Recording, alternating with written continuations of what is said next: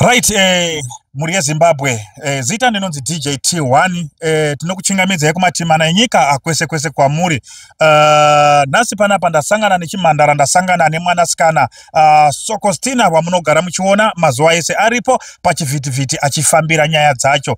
Pane chiitiko chaitika, tiri kuno kuDZ, ndokwatiri zuva ranhasi, pamusha patiri pane chiitiko chakatyamadza chashamisa vagari vepamba ipapo, vasara vasina ari muromo. Right, Sokostina, wazviona sezvaitika panapa nhasi? Rega nditange nekuchingamidza vari kutiona ndini Sokostina zveshuwa.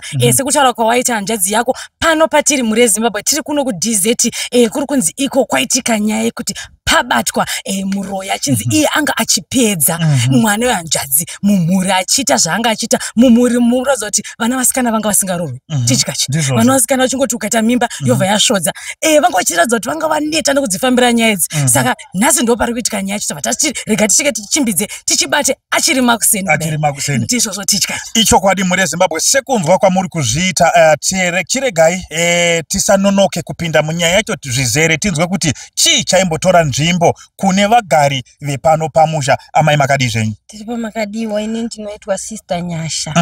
Ndoda kuti mutitaurire Sister Nyasha kuti chii chainyatsa kuitika pane chiitiko chataona nhasi pamusha penyu. Chanyanyоitika, inini ndaibereka vana. Ndichibereka vana ndaingoti ndichiwacha nchita washeni ndiri panze.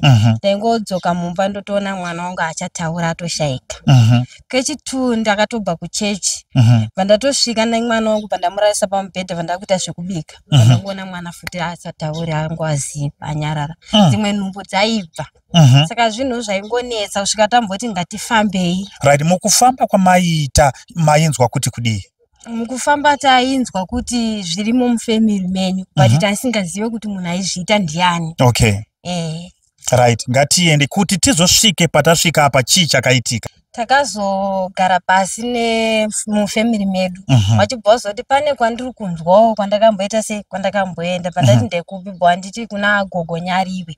Chibva tasvika kuna gogo Nyariwe kwekwe. Patanzi azviite kuti ndikuudzei, but munhu ari kuzviita ari mumhuri menyu imomo. Saka ndichakupai mushonga wekuti muite sei muende nawo. Chibva tapiwa pataenda nawo. Saka makuseni ano chibva tangomukawo chibva tangoona munhu akadonha. Isusu handina kumboziva kuti ndiani, asi nekuzotarisisa ndipo ndati inga nditete wangu, but ndasingambozvifungire kuti nditete. Because ini ndaitovarambira kuti wanga ndidaro here tete ava ndiwa ndakambogara nawo. Alright, regai ndimbonzwe kune vamwe vacho. Amai makadii? Ndinofara hangu, makasimba here? Tinofara hedu. Mungatitaurirawo here pamusoro penyaya mazira muri kuzviita? Ichokwadi zveshuwa taishungurudzika nechiitiko chichiri chochoga. Zvakatowanda zviitiko zvainyanya kuitika zvikuru sei panyaya yekufa kwevana uko. Zvaitotishungurudza nekunetseka kuti chii chiri kumboitika. Saka pakazonyanya kuitika chakazonyanya kushamisa chekufa kwevana vaviri vakadurikidzana. Ndobva tati muri kuzvionawo sei vedu vakuru, ndobva vati ngatifambei. Takaratidza kufamba ndobva taenda kwagogo Nyariwe ikoko. Vakatipa mushonga wekunoshandisa for 3 days. Tikashandisa, after 3 days ndobva taona tete wedu akadonha.